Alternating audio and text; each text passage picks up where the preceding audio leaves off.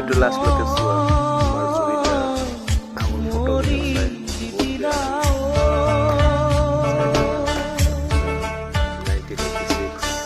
একেডাল বাঁহকে তিনি চেও কৰিব মাজৰ চেও খচালিৰ কামি চাৰিজন মানুহে কান্ধত তুলি নিব চাৰিজন মানুহে কান্ধত তুলি নিব